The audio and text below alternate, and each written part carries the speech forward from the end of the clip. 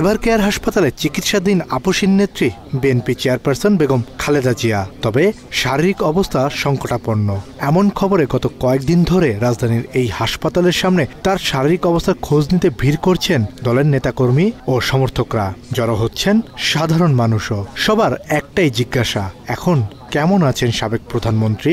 খালেদা জিয়ার শারীরিক অবস্থা গত কয়েকদিনে আরো অবনতি হয়েছে বলে জানিয়েছেন দলের শীর্ষ নেতারা।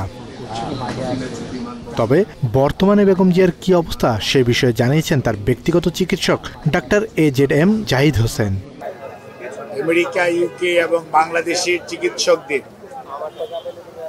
যৌথভাবে গঠিত মেডিকেল টিমের অধীন চিকিৎসাধীন থাকা অবস্থায় ওনাকে গত 27 তারিখ থেকে সিসিউতে উনি চিকিৎসাধীন আছেন।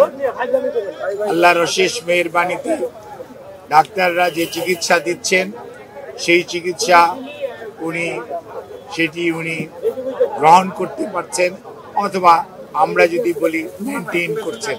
দলের পক্ষ থেকে আমাদের দলের ভারপ্রাপ্ত চেয়ারম্যান জনাব তারেক রহমান সার্বক্ষণিকভাবে ওনার চিকিৎসার তদারকি করছেন।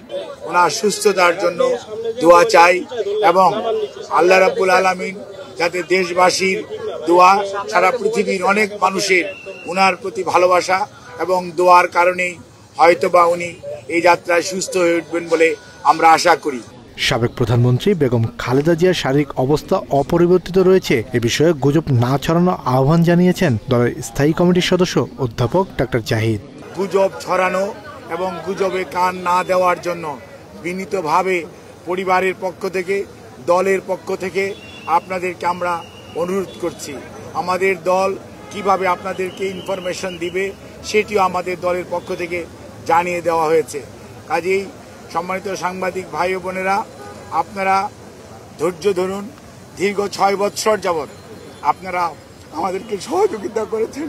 ইনশাআল্লাহ আমরা এই যাত্রাও আপনাদের ভালোবাসা, আপনাদের সহযোগিতা এবং আল্লাহ রাব্বুল আলামিনের অশেষ মেহেরবানিতে আমরা আবারও আমাদের প্রাণপ্রিয় নেত্রী, দেশনেত্রী বেগম খালেদা জিয়াকে আজকে দেশের মানুষের যে অকৃত্রিম ভালোবাসার প্রতীক সেটি আজকে প্রমাণিত।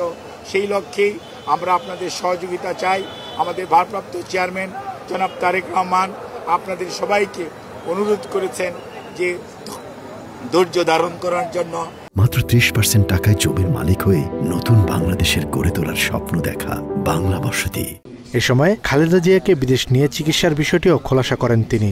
দেশের বাইরে নেওয়ার জন্য যে কথাটি আমি পূর্বেও বলেছি, মেডিকেল বোর্ডের সদস্যরা ওনাকে দেখেছেন। আজকেও ইউকে থেকে ওনাকে দেখার জন্য বিশেষজ্ঞ আসবেন এবং ওনারা দেখবেন।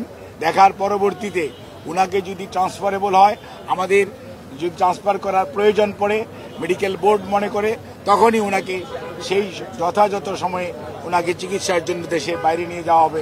আমাদের সকল প্রস্তুতি আছে, কিন্তু সর্বোচ্চটা মনে রাখতে হবে যে রোগীর বর্তমান অবস্থা এবং সর্বোপরি মেডিকেল বোর্ডের পরামর্শের বাইরে কোনো কিছু করার সুযোগ এই মুহূর্তে আমাদের নেই।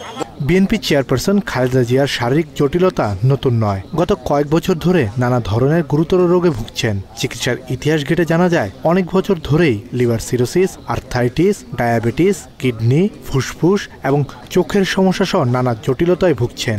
এ বিষয়ে ডাক্তার জাহিদ সবশেষ জানান, ফুসফুস ও হৃদযন্ত্রের গুরুতর সংক্রমণ নিয়ে সংকটাপন্ন অবস্থায় হাসপাতালে চিকিৎসা নিচ্ছেন দেশের 3 বারের প্রধানমন্ত্রী। কাজী পাপ্পু, বাংলা এডিশন, ঢাকা।